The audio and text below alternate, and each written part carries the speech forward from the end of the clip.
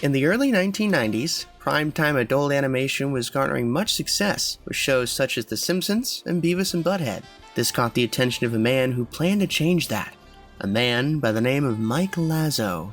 His production company, Ghost Planet Industries, would go on and create a little show called Space Ghost Coast to Coast in 1994. The series aired on a fledgling cable channel that was only known for its reruns of classic Looney Tunes and Hanna-Barbera cartoons.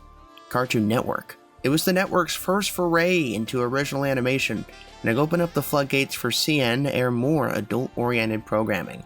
Perhaps at an even later time. This would eventually inspire the birth of a new age on September 2nd, 2001, with the launch of Adult Swim at 10 p.m. Eastern Time. With the help of Lazzo, it became the nighttime haven where all of Cartoon Network's more naughty and subversive programming could thrive. The block's niche and unique brand image, while unpopular at first, has created a devoted fan base that only continues to grow with time. Today, on the Lost Media Busters, we'll be covering some amazing pieces of Adult Swim lost media. So let's swim into it.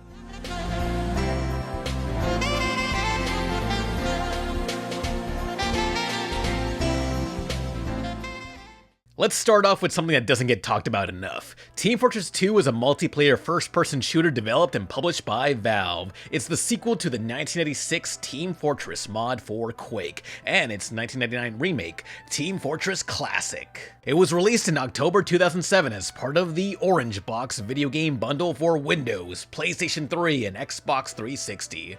It's a classic game that has an extremely devoted fan base to this day. In 2011, the romance between Team Fortress 2 and Adult Swim started to heat up. That year, a Valve artist started work on a Team Fortress screenplay. Many other artists at Valve joined in the fun, and pre-production for a TV series quickly ramped up.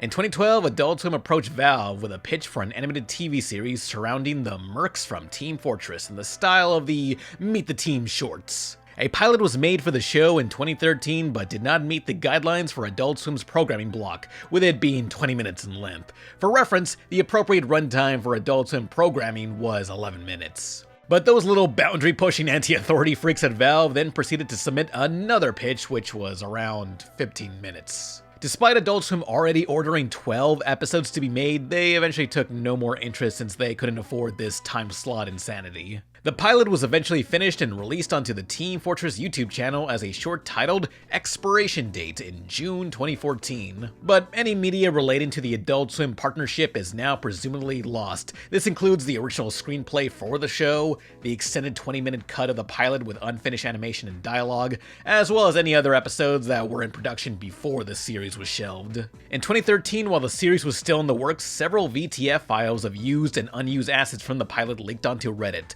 While these were neat and cool, actual footage from the extended cut wouldn't be discovered until 2018, when a demo reel was found. This demo reel contains several deleted scenes and even more cut assets. Unfortunately, this is all we have from this could-have-been legendary collab.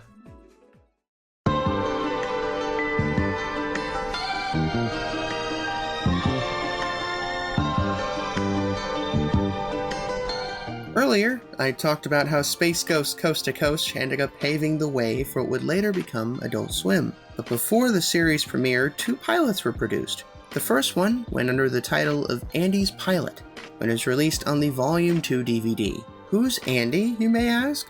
Why, it is referring to Andy Merrill, who voiced Space Ghost in the pilot episode, and would go on to voice Brack in the series. This pilot is also notable for using old footage of Denzel Washington, to make it appear as though he was being interviewed.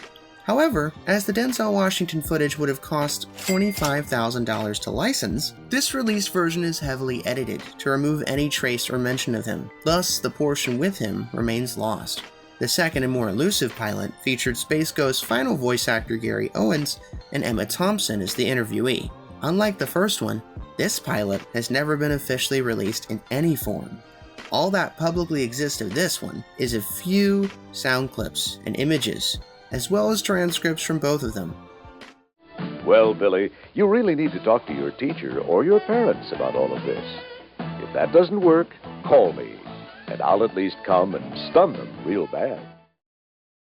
Our second Space Ghost related entry relates to a certain script for an unused ending. In the season 6 episode Snatch, It evolves around the characters being trapped in the studio, with 3 pods that, if they should fall asleep, will eat and replicate them. In the usual version, the episode ends on an ambiguous note, cutting to black right after the 3 have fallen asleep. But the ending when it was originally aired was, well, let's just say, a little bit more wacky. A live-action scene in which a founding father type guy, performed by the series co-producer Dave Willis, would play out, where he states if you want to find out what happens in the actual ending of the episode, you will have to bid for the original script on eBay. And this wasn't some act either, oh no, there was an actual legitimate listing that you could bid on the script, and it did eventually sold. However, nobody knows who won the auction. Reportedly, it was a superfan who bid over $1,000. That's certainly some dedication right there. A user by the name of Brawley22 is shown to have had the highest bid, as of 21 hours before the end of the auction. But since the archiving of the page are a little bit messy, we don't know who actually won. I suppose the title of this entry being Snatch Script is somewhat appropriate, as that's exactly what's happened. There is still a lot of ambiguity behind this ending.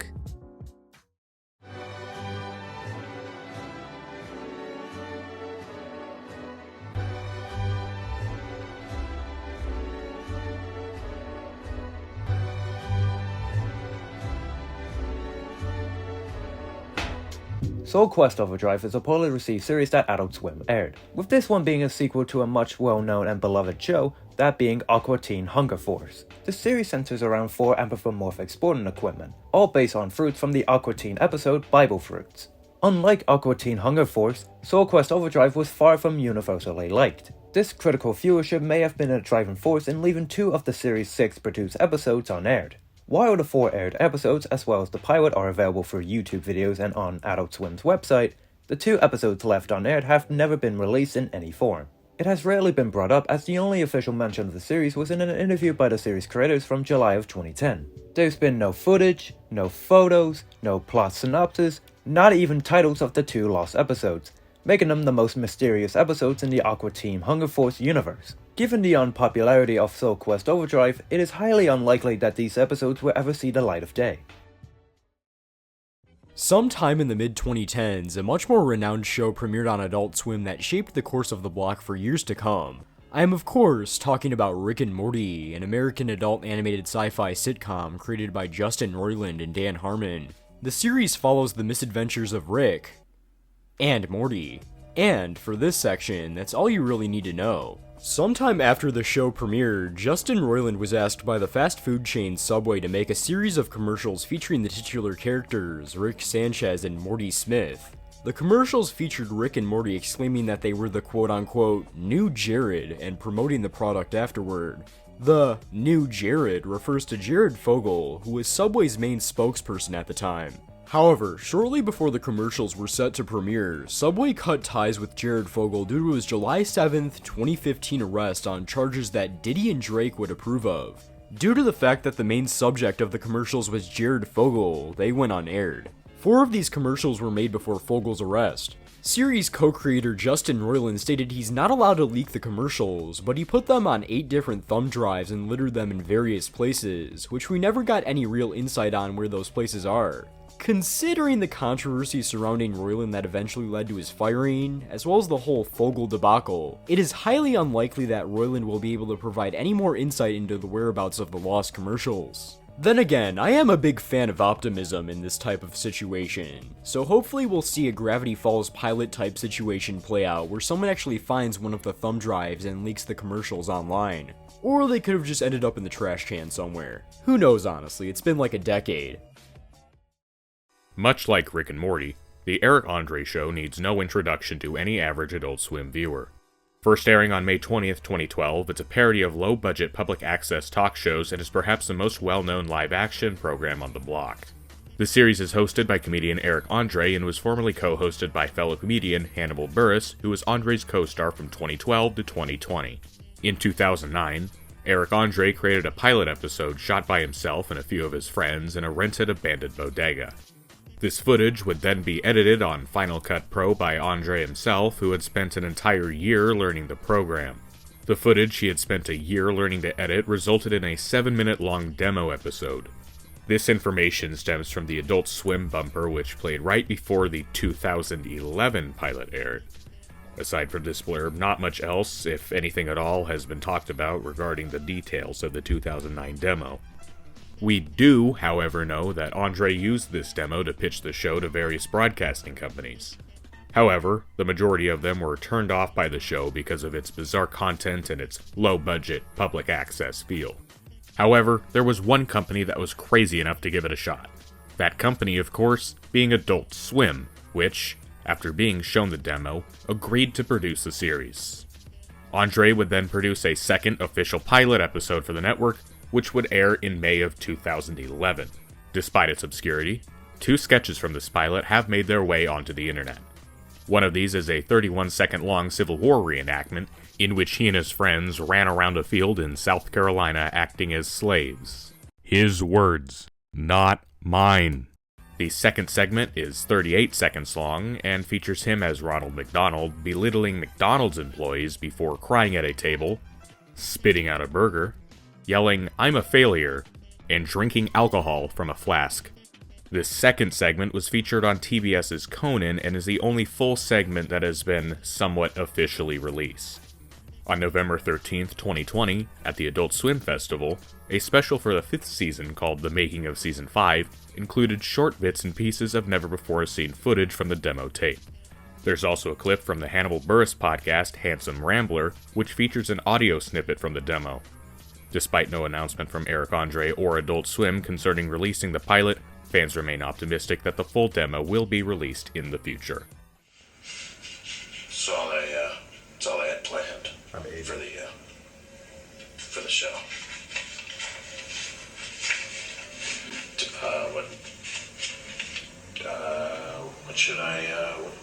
What should I do? Write some jokes. Get yourself together. Start all over. Move to Philly. Buy a loft. Just paint. Hang out. Smoke clothes. Listen to the Animal Collective. Be right back, folks.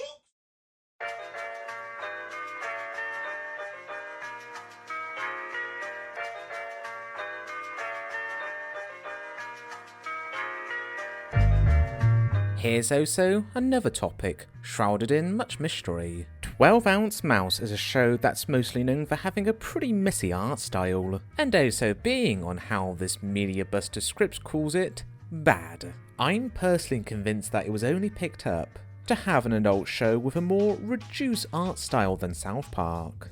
But did you know that it had a long-lost pilot? Well, it does, at least according to the editor, John Breston. He's gone on record saying that only a few crew members who worked on the show knows of its existence, at least before his 2021 interview with Corndog Central. Adult Swim's vice president at the time, Keith Crawford, provided the voice of the character, Golden Joe, in the pilot, and he was to be the protagonist, Mouse Fitzgerald's boss. The original pilot seems quite different from even the official pilot of the first episode, Hired. Breston has gone on and stated that his copy of the pilot was unfortunately not saved, and is likely lost forever. Or at least that's what somebody with a Quintus mentality would say. You see, when people bring up his pilot, they only bring it up from Preston's perspective, who was an editor on the show. For whatever reason, they completely skip over the possibility that show creator, Matt Maialero, or some other higher-up may still have the pilot. So who knows, maybe a copy could still be out there somewhere. Actually, maybe not, but who knows? There's always hope. Speaking of fans remaining optimistic, here's an example of a much-wanted piece of lost media getting found after a lot of anticipation. We figured we would end this video on a high note, so here's the Boondocks pilot. It's an iconic animated sitcom that aired on Adult Swim from 2005 to 2014. The show involved brothers Huey and Riley Freeman, along with their grandfather who would go about day-to-day life in the suburb of Woodcrest. The creator of the series, Aaron McGruder, and film producer/director Reginald Hudlin worked on a pilot that Fox had ordered based on the comic strip. Aaron McGruder faced a lot of difficulties during the production of the Fox pilot. In the summer of 2004, the Boondocks pilot was formally announced to have been rejected by Fox. How sad. During the same time, Cartoon Network expressed interest in the pilot for the Boondocks to have it air on the Adult Swim block. Mike Lazzo, vice president of programming for Cartoon Network and Adult Swim, reported that the pilot felt watered down after viewing it, and told Magruder that due to cable's less restrictive policies, he would be able to make the show he wanted to make. This watered-down pilot, which had gone unaired, remained completely unreleased until May 7, 2016, when series producer Carl Jones released a 21-second clip from the pilot onto his Twitter. This clip reveals that the pilot had a different animation style that was closer to the comic, as opposed to the more anime-influenced art style of the series. In the clip released from the pilot, a brief interaction is shown between the characters Huey Friedman and Jasmine Dubois, as they talk about a fight that Huey was involved in. Some sources claim that the pilot had been shown at conventions, though this has been unconfirmed. In fact, most specific details about the pilot went unconfirmed until February of this year, when Internet Archive user Cal Eastwood abruptly uploaded the pilot under mysterious circumstances. Unfortunately, because of the mysterious nature of the upload and its circumstances, there's not much else to say here. But regardless, this mystery looks to be solved once and for all.